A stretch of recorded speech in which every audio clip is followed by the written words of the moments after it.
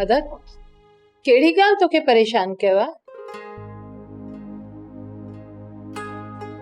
अदी मूसा के मारण जे लाइ नवाब खान साजिशूं कंदो रहे थो।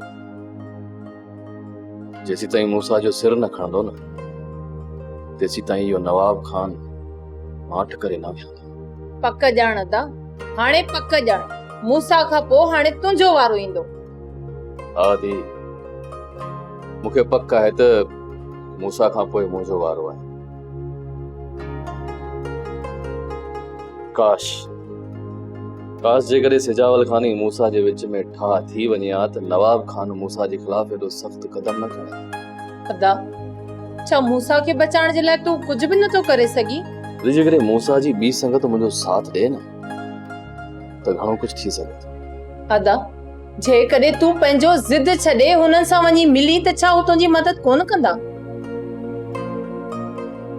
बावल पंहिंजे पुट जो कातिल मूंखे थो समझे ऐं दरिया खान मूंखे मूसा जो दुश्मन थो समझे ऐं बख़्शल वरी उन्हनि जे चए चवे में अची वियो आहे। पोइ बि अॼु मां दरिया खान सां मिलां थो ऐं उनखे सॼी हक़ीक़त खां आगाह थो कयां। जेकॾहिं दरिया खान मुंहिंजो साथ ॾे थो त पोइ असां ॿई गॾिजी मूसा खे छॾाए सघूं था। सरकार मीर जो बंदोबस्त कयूं या दरिया खान लाइ खॾ खोटियो? मीर त हिते ॻोठ में ई आहे, उनखे असां कंहिं वक़्तु पूरो करे सघूं पर हिन खां पहिरियां न दरिया खान जो पीलो करणो आहे जेको सूबेदार जे मथे जो सूर बणिजी वियो आहे।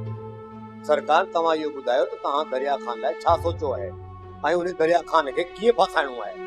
आशो इहो दरिया खान पाण खे हद खां वधीक होशियार थो सम्झे ऐं हिन दफ़े हिन दरिया खान सां अहिड़ो त कमु कंदुसि जो हुनजो मथो चकराइजी वेंदो त ही छा थी वियो ऐं बाक़ी ज़िंदगी इहो दरिया खान नवाब खान जे पाछे खां बि छिरकंदो।